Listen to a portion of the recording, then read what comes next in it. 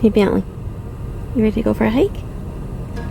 We've spent the last year exploring the Pacific Northwest, from lush rainforests to dramatic coastal bluffs, and through it all, we've come to believe the Oregon coast is quite literally one of the most beautiful places on Earth. Now we want to share that beauty with you. For the next 30 days, we're taking you on a new hike every single day along the coast, each one guaranteed to leave you inspired, amazed, and ready to plan your own trip. This is day 7, and today we're taking you on the Fort to Sea Trail. Come join us for another unforgettable adventure on the Oregon coast.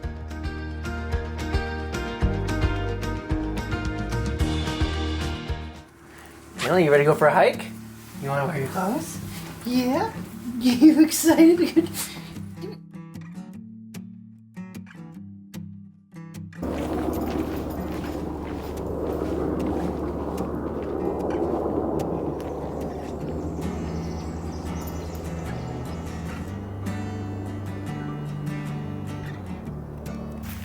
The Fort to Sea Trail follows the footsteps of the Lewis and Clark expedition, tracing the path they used in the winter of 1805 to reach the Pacific Ocean.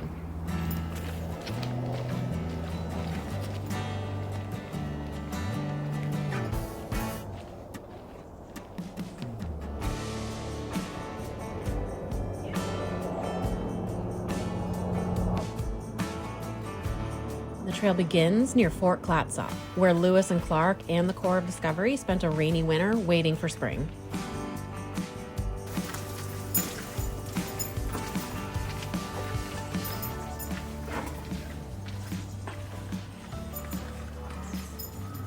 Before starting the full hike, we decided to explore the fort, which is still intact today and open to anyone who wants to see the living quarters where the expedition stayed.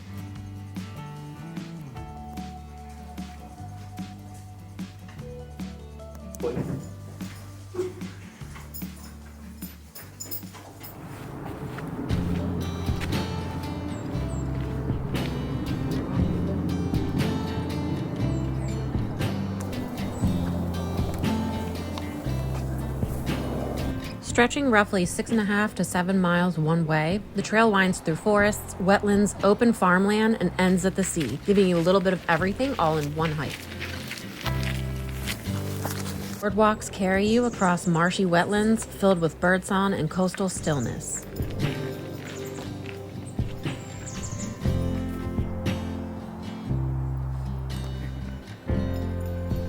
The path moves through towering spruce and alder forests, where everything feels green, damp, and unmistakably Pacific Northwest. Every section feels different, like several hikes that someone stitched together into one unforgettable route. As we made our way along the trail, we started to see signs that mushroom season was right around the corner.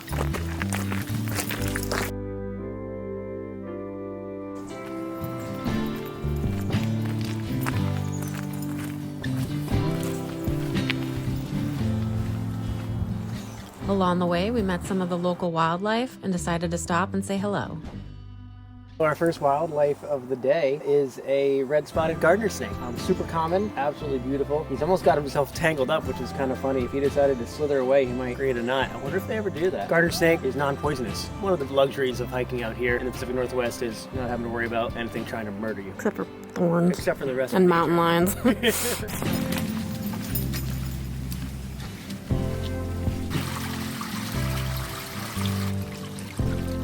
We passed an adorable slug along the way, and Josh stopped to teach me about some edible plant life. As we're heading out of winter and into spring and summer, we're starting to get some blooms, and we have right here is some salal. These flowers will eventually fruit some deep purple berries that are used to eat, and in a few more months we'll be able to sample them. Clovers lined the pathway as we approached the first viewpoint.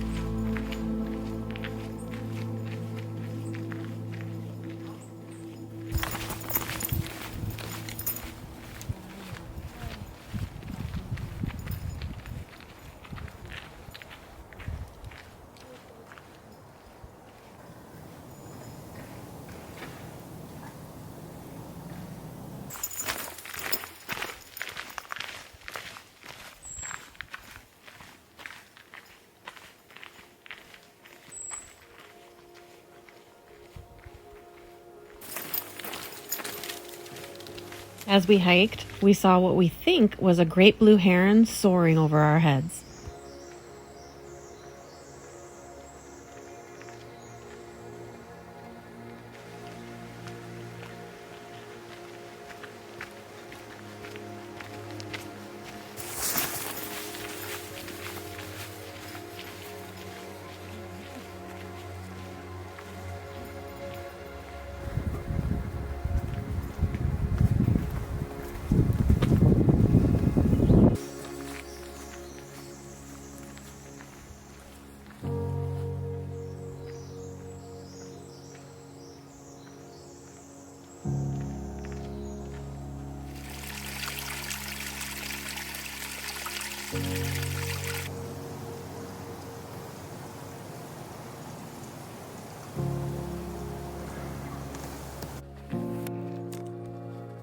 Just as we passed the 3-mile marker, we encountered yet another snake.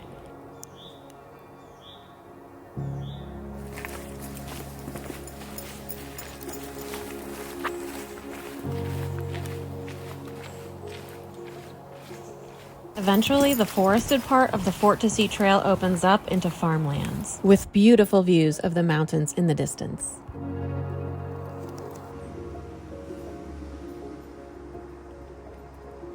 We passed beneath Highway 101, and suddenly the trail opened to rolling green hills ahead, dotted with blooming Scotch broom, an invasive plant we know doesn't belong here, but one that still paints the landscape in a beautiful shade of yellow that's hard to ignore.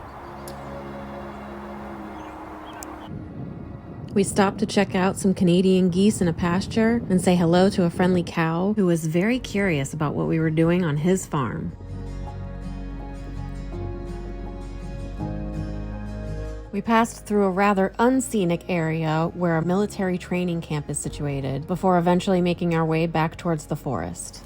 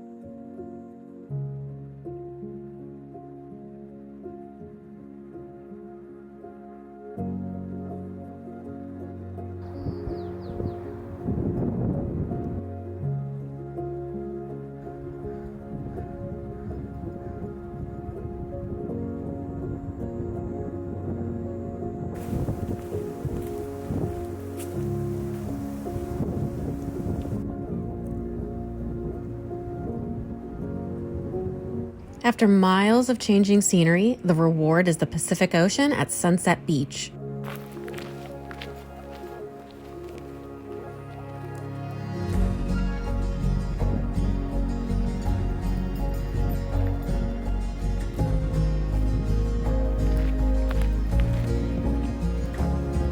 There's something powerful about stepping onto the sand after walking all the way from the forest. It's easy to imagine how meaningful this moment must have felt for explorers seeing the ocean after years of travel.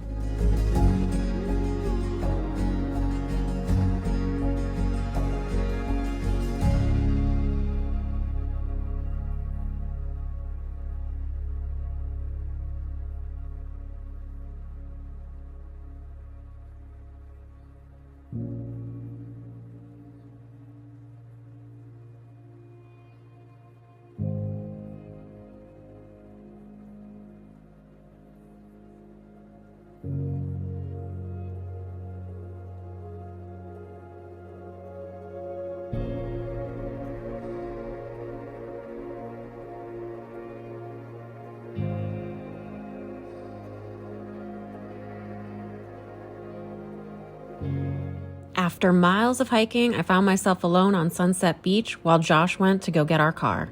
It was a beautifully serene way to end the hike.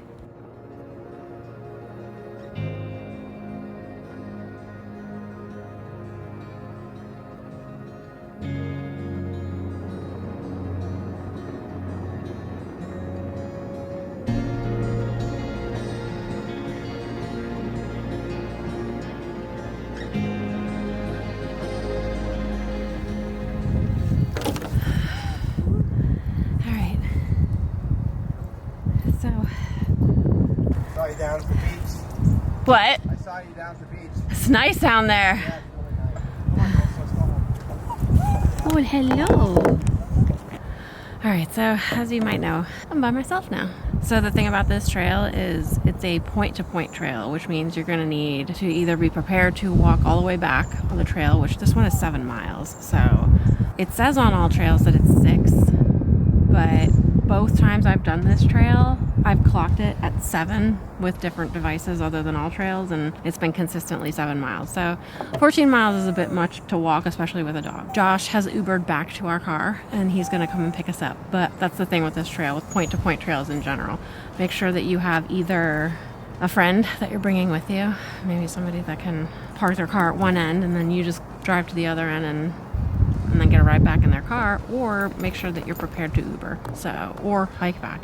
Not today though, it's getting a little too late, so hiking back, not gonna happen. We're gonna wait here, hopefully he'll be here soon. Hope you enjoyed day 7 of 30 hikes in 30 days, and I'll see you tomorrow.